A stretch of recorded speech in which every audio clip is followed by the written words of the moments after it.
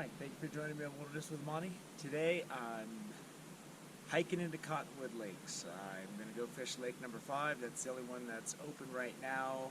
The other 1 through 4 open September 1st. You always want to check the regulations before you come up here to make sure, because it changes almost every year. So yesterday I fished Gilbert Lake for brookies. I fished Cottonwood Creek for little tiny goldens, and now I'm going to day hike 7 miles in and 7 miles out. And I just rolled out of my car. It's early morning. I want to beat the heat, so cock-a-doodle-doo. It's an early rise today. I've already documented this hike. You can see it on my hiking playlist. So let's get started and let's get this out of the way and get to some fishing. So we got the Cottonwood Lakes, all lakes except 1, 2, 3, and 4. Open season, special regulations year round. 1, 2, 3, and 4 open September 1st, according to the guide. But we got artificial lures, no baits or attractants. This is strict special regulations. This is what we're going for. Day hiking up here is tough, but you know, I've been up here probably over a dozen times, and I'd say half of those have been day hikes. Trout wilderness, and then you cross into the John Muir wilderness. And then if you get up to Cottonwood Lakes and go up Old Army Pass, you can cross right into Sequoia National Park. So this area is like a junction of a lot of wonderful things.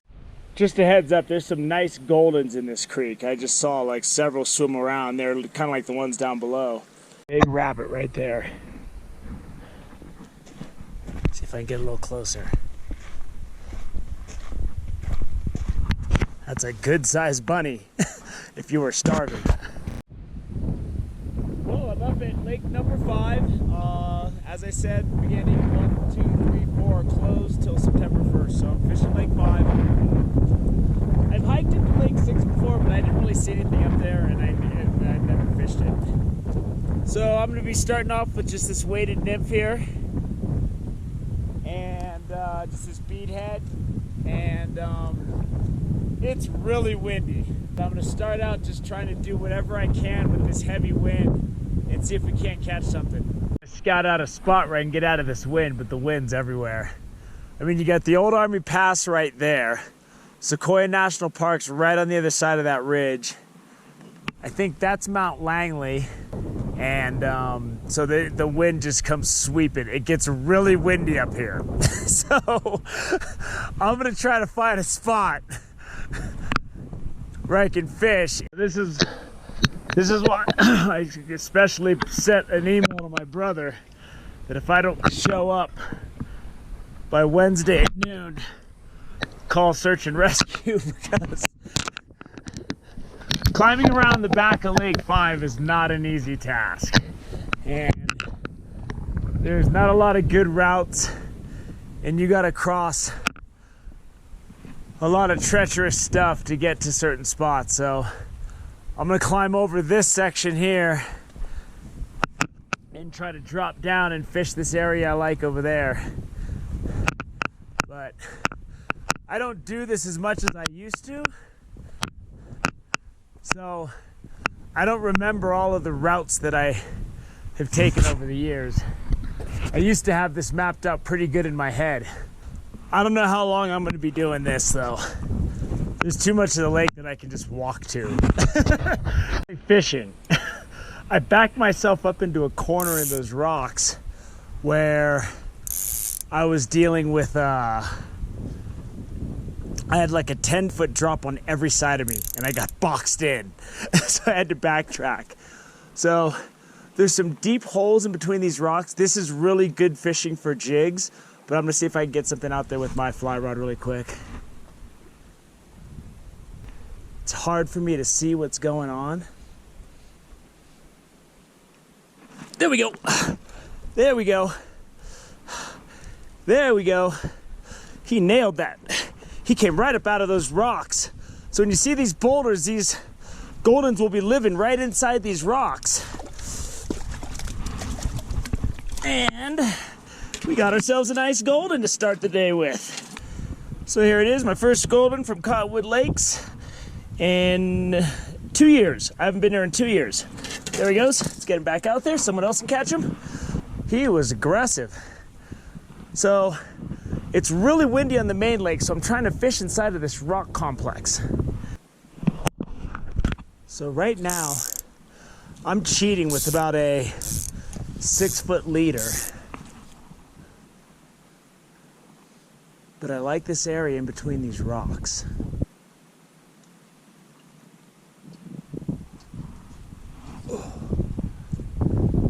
And there'll be fish cruising in this shallow stuff, trust me.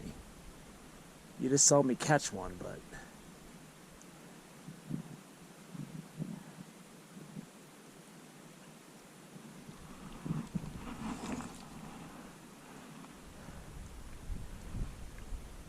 There we go.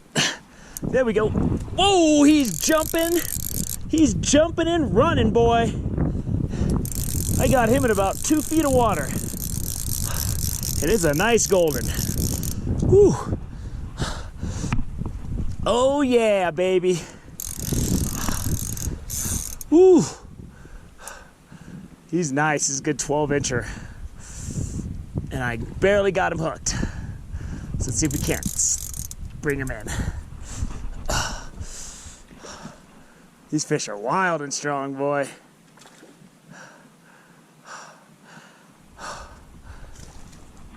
I can see that nymph just hanging out of his mouth. See, the shorter leader works here. If the fish are aggressive and they're not being finicky, it's a go. Ugh. All right, I let him power up in the net. He's ready to go, but I want to hold this guy up because this guy is exceptional looking. Take a look at that golden trout. Aye, Captain! Oh, look at that. Woo!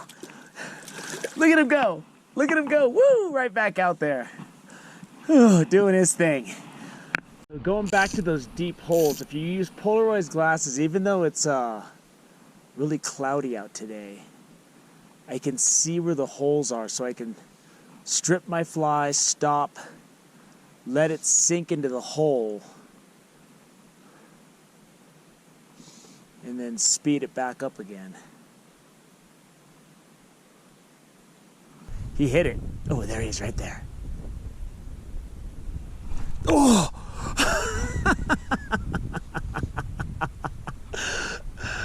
Darn it! There he is. Not this time, buddy.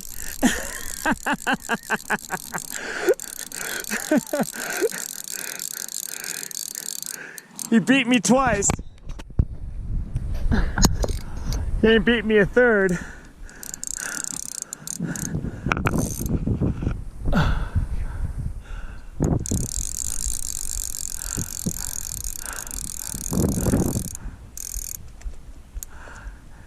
God, these fish are so colorful. All right, buddy. We've had about enough of you, me and my viewers. I barely have you on there. Ooh, it fell out. Hook fell right out. There he is in the net. I don't know how long I'm going to be able to hold on to this guy, but look at those colors. Judging by his jaw, it's a male. There he is. That is a beautiful golden right there, boy. Woo! There he goes. And if you notice, I'm stripping it in. I'm fishing this thing straight up like a streamer. And they're nailing it. And I use this a lot for rainbows. Bigger rainbows in alpine lakes too. And it doesn't always work, because, you know, it's just one of several ways that I do it. So let's keep fishing. Be interesting. And the wind died for a second, so let's go see if we can get something going out here. There we go. There we go. You nailed that.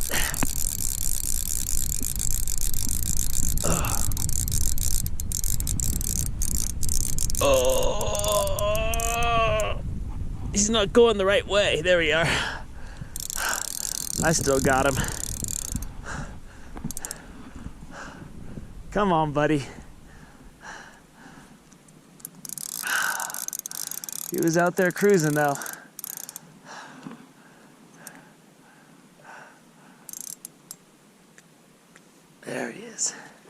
Come on, buddy.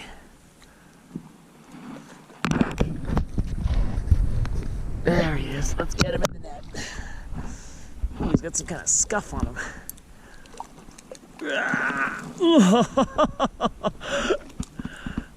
There he is. Beautiful fish. There he goes. Woo! Right under the rock. Okay. So, you know, it can be hard to detect a strike. I'm not gonna lie to you.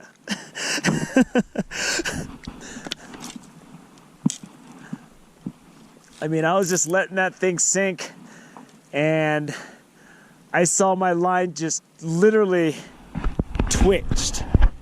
It just twitched a couple of times. Like just a little dink dink, and he was there. Or she was there, or whatever it was. And then when I'm bringing it in, I always look and see if something's following it.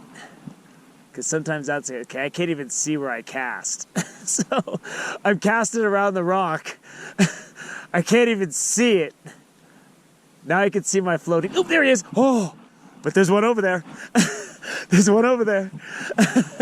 There's one over there. Right when I could see my floating line, he hit it. I just missed it. Thinking I gotta get back into those rocks because this main lake area is just horrible. But with the shorter leader, it allows me to muscle it out there in the wind.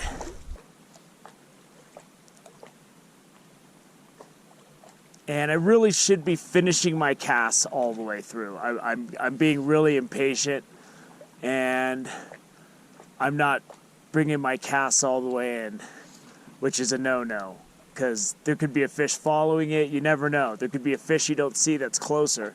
And what I've been doing so far is I just tug it a few times and then I cast again, because you know, no matter what you think you know. Old habits die hard. All fish peek out from behind that rock. Oh. See what I can do. See if I can get him like... There he is. Oh! He came for it. He went for it. There he is. Oh man, that is a big one. That is a nice fish right there, boy. He aggressively hit it. Ugh. Oh yeah! Oh yeah! I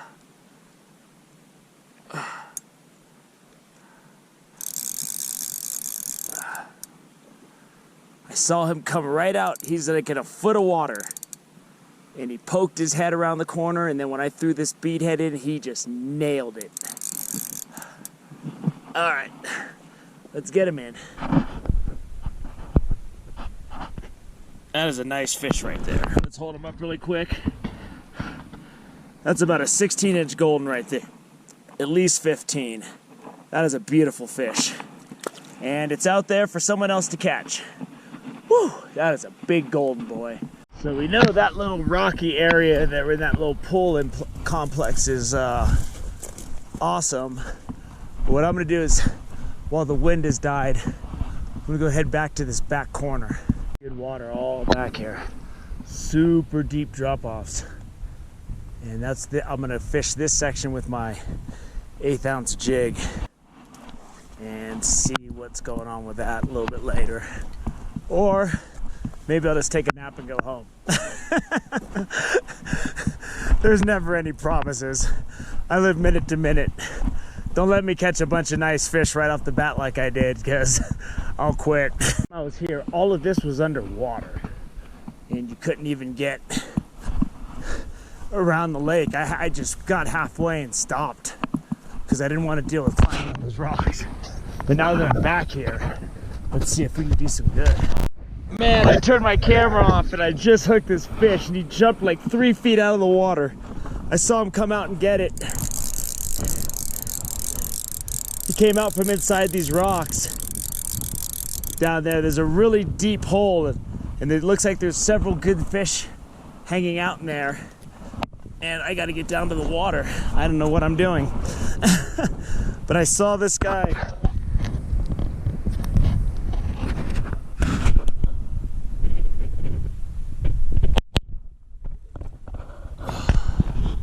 Here we go.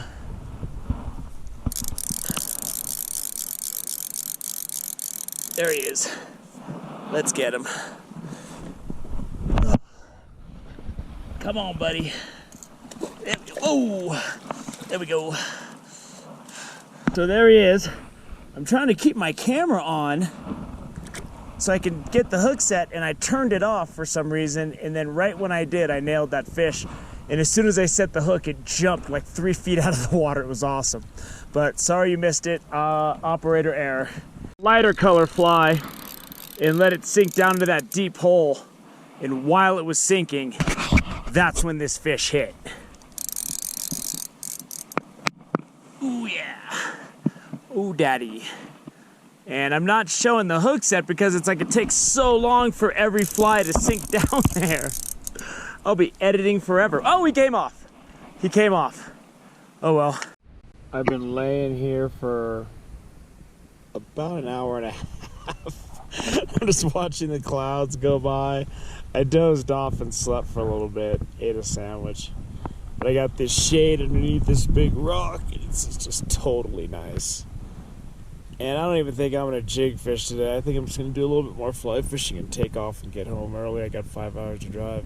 Fish was refusing to bite, so I casted it past him and drug it right by his face. And said pretty much, "You're going to bite." And it's a nice one. Big male. Barely got him hooked.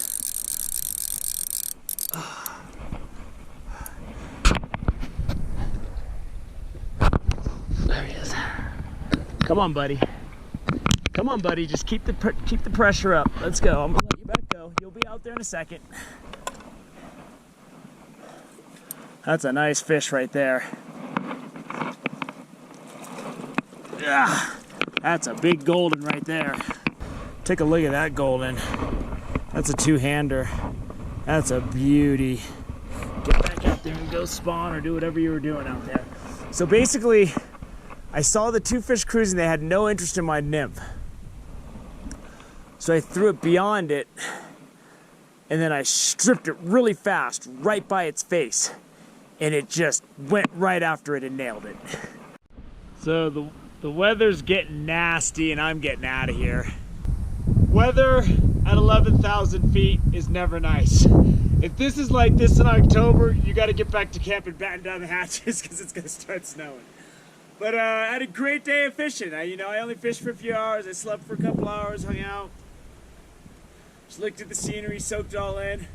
I saw one guy walk up in his swim trunks, and I think I saw somebody fly fishing at the other end for like a half an hour. But besides that, I didn't see a single person up here. In fact, there's only a few people camping up here. So it was a really great day of just solitude and getting some nice goldens. And I think my leader was a little too short for the open water because they were swimming up to it, looking at it and going, eh. But in those rocks, I was able, because you're only fishing from hole to hole, sometimes the fish are coming out. So anyway, if it's going to start raining on me, I want to be headed out. I've already filtered water. I'm ready to go. So I hope you enjoyed this third part of my Eastern Sierra trip that included Gilbert Lake, Cottonwood Creek, and now Cottonwood Lakes number 5. I had a great time. I said I was going to stay for 36 hours. I only made it for about 30. Now I got to get out of here. I got 5 hours to drive home. I don't care. Thank you for joining me on Wilderness with Amani. Until next time.